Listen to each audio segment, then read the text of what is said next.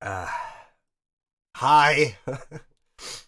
I was supposed to make this 2 days ago, but I ended up being taken over by that little cold I caught, and now I am on the ass end of a really interesting ride.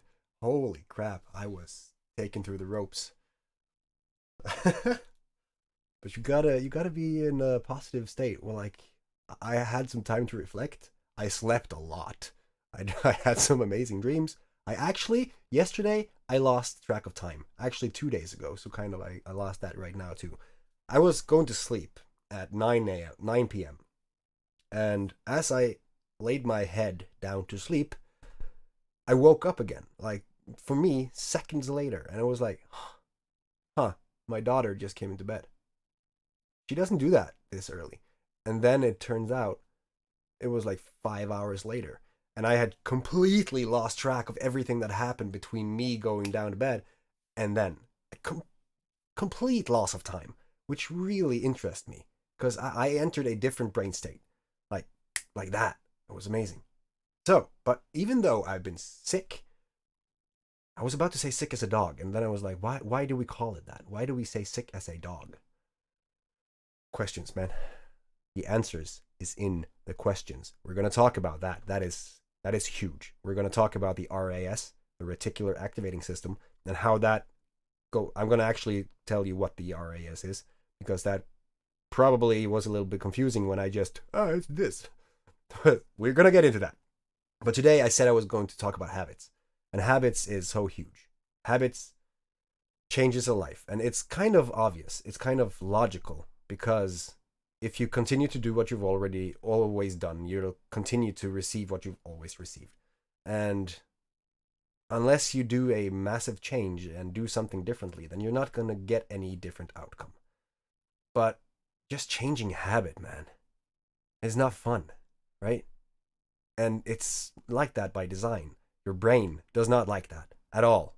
Everything, good or bad, is seen as a threat to your brain. Your amygdala will see it as something new, as something unfamiliar, and you're going to be like, or your brain is going to be like, ugh, no, don't do this. Like if you had it, all of a sudden you got $100,000 lumped into your bank account, that would probably feel different if you haven't gotten that before. It would be like, what do I do? Why? Why did that happen? What do I do with this now? What happened? What changed? What? Who am I? Right? A lot of things happens when huge things kind of shift and you experience something that is new. And habits. Right now, I'm actually doing a habit of my own. I'm breaking a habit. Look, can you see that? The white stuff at the end of the nail? Yeah, that might not seem that significant to a lot of you, but I haven't been biting my nails for 30 years. And just now, I just stopped. Cold turkey. There is a few habits that I'm still in the process of breaking that I had broken, and then I got into them again, and then I broke them again to some degree, and then I got into it again, and it's a forceful habit. I'm smoking tobacco. It's stupid. I know, especially when I'm sick. But I'm aware, and I broke it before.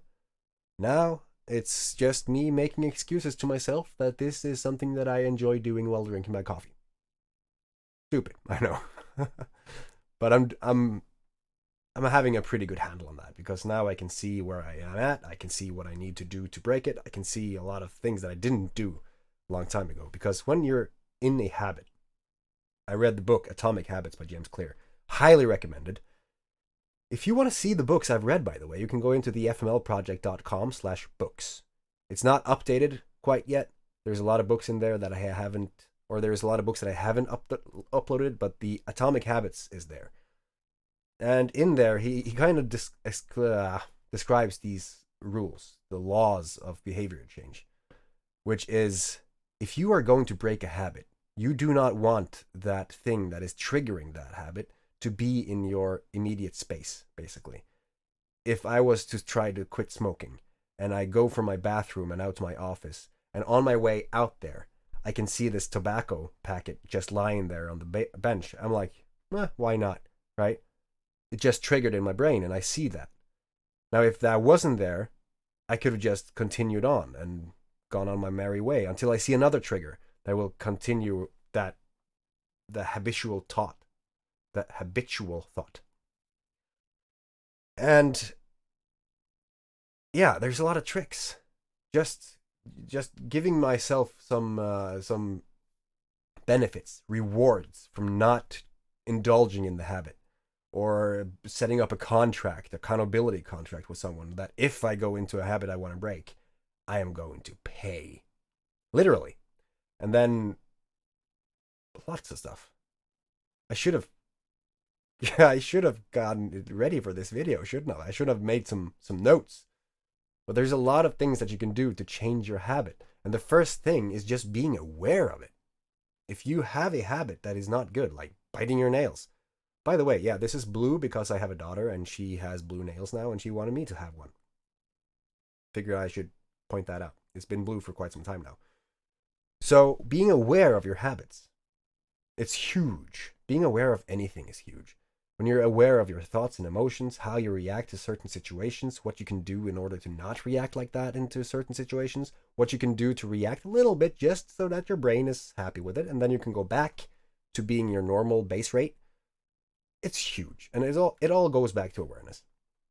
And for me, I'm aware of so much now that it kind of sucks sometimes because I have these things that I'm trying to achieve, and then I get aware of something that is holding me back, that is a part of my personality, that is, again, reflective in my personal reality, right? And I have to go back and change that. And then it's like, okay, how do I change that? If that is subconscious, and I have been doing that for years, how do I change that? And I go back and meditate on that. And then sometimes I don't really get the results I want from the meditation. And then that's a habit. If you get into something and you have a certain aspect of, or a certain, you see an outcome, a certain, oh my God, did I just forget? Perception, a certain, you're expectance. You expect a certain outcome, and then you do the thing, and then you don't get that outcome.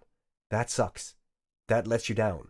And then that will demotivate you from doing anything else if you're not aware of that just being one part of a new habits installation. Because every time you go into a habit, as I said, it's uncomfortable. And as they say in almost everything, like in sports and entrepreneurship and all that, it's out of the comfort zone. Go out of the comfort zone into the discomfort zone or the growth zone, and there you'll find your answers. By doing the things that you really don't like to do and having the discipline to do them, and being aware of that uncomfortableness is just a phase. It will go away, right? And then all of a sudden it will be just easy. I have so many examples to this. For instance, I can play the guitar. I don't know all the chords. I don't know all of the things and the ups and the ins and out on the guitar. I know enough to basically get my melodies out of my head. And that's how it started. I wanted to get my melody out of my head, and I needed a way to do that. Right now, I think I'm leaning towards the piano, actually. That was easier, which is not an excuse. But I started at the guitar, and I got the melody out there, and I was like, okay, this is hard. My fingers is not doing what my brain wants them to do, right? And it continued to be like that for a long time. And then I had a cosmic download, and this is really interesting, where I've been doing it for so long, and I didn't really see anything happening. But I was still doing that 1% every day. And by the end of the year, if you do 1% every day, you're going to be 36.7% better at that at the end of the year. Now, as I did that, all of a sudden, overnight, I shit you not, I was able to not only see the things that I wanted to achieve in my mind, as I was lying down to bed, I was getting this cosmic download. My back of my head was killing me. It was so painful. And I was smiling because I was like, okay, this is interesting. I haven't seen this before. This is like an intense headache, but not really a headache. And I'm seeing stuff. I saw notes. It was like a Tetris game where I saw the answers to my questions just falling into place. And then I got out because I couldn't sleep, of course. I went out of the bed 3 times to get notes. And then I was like, oh, okay, screw this, I can't sleep. I went down here, I tried the thing on the guitar, and it was just flawless. And I was like, what the hell? That's the point where you have done it so long that it just became intuition. You've gone across that comfort zone, right? Or you made the uncomfort zone your comfort zone.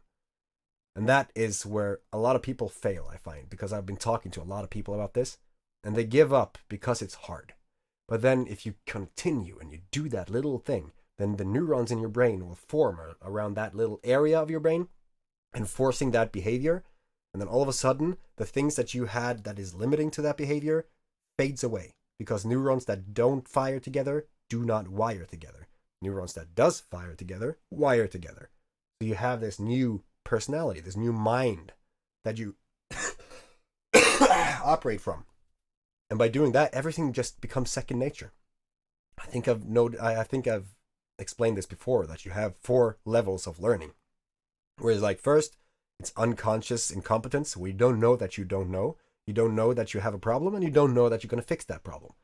And then it's the second level, which is conscious incompetence. You know that you have a problem, but you don't know how to fix it.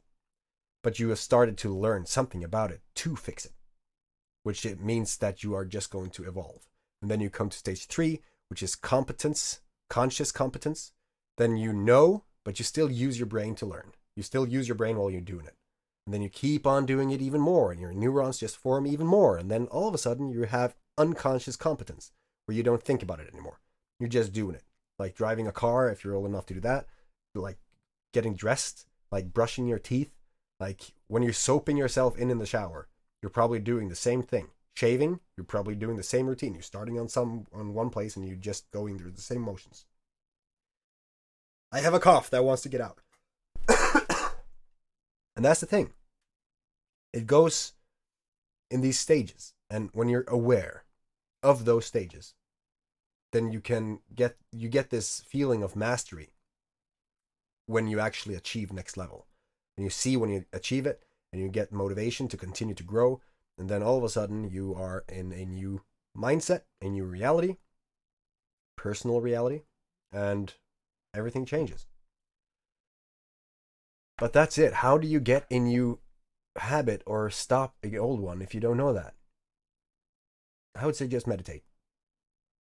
And meditation can be, it's not like sitting there bearded and all in a lotus, all alone in a cave.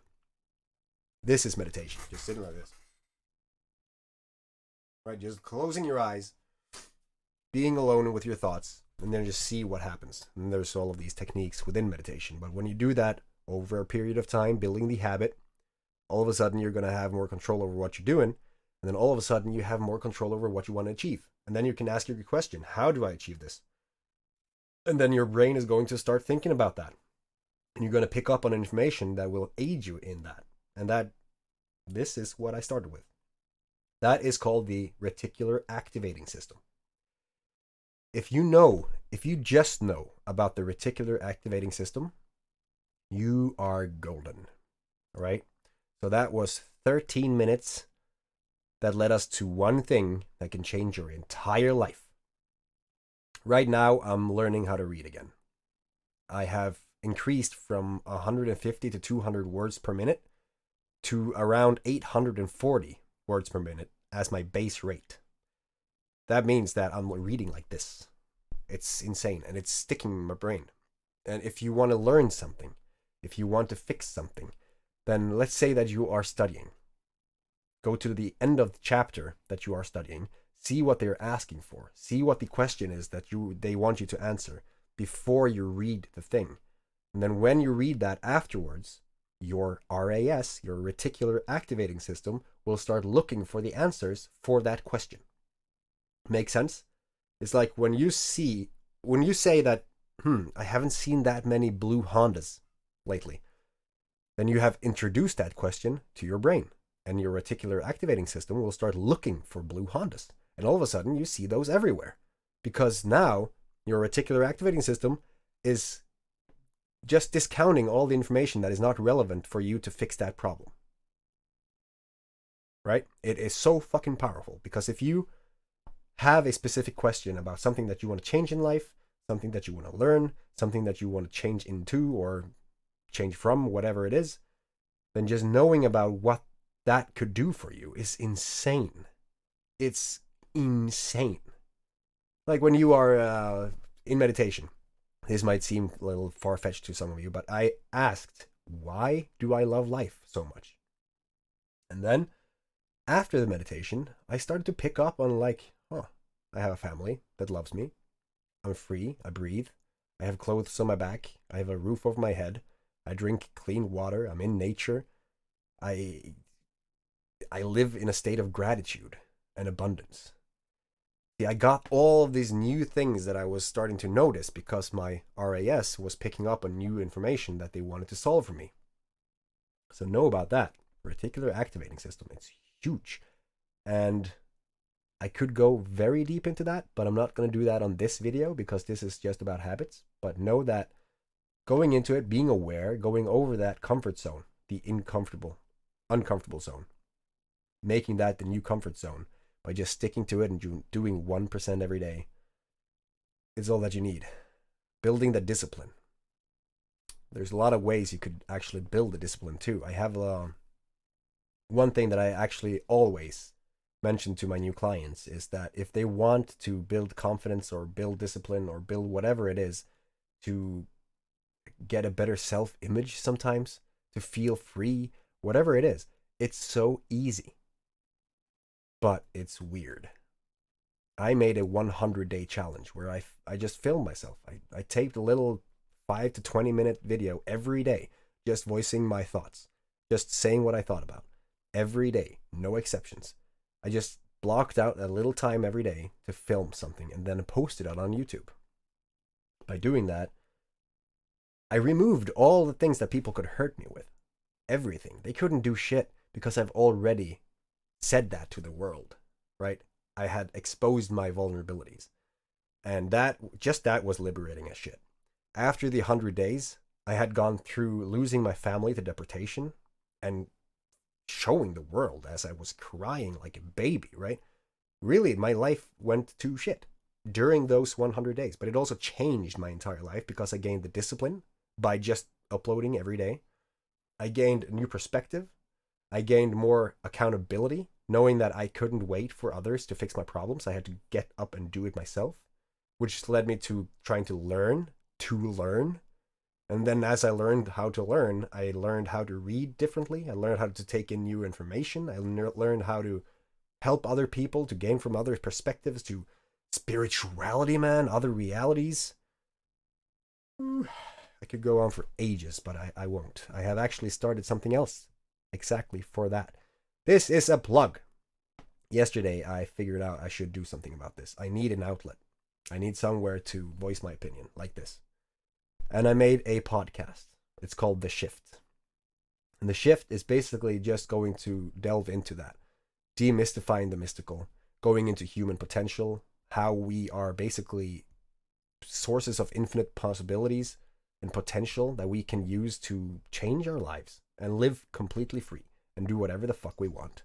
And we're going to dive into psychedelics and psilocybin and ayahuasca, other realities. We're going to talk to experts within these fields. I've already done that, and that's why I want to get this out there, because I have so many conversations that I need to just upload.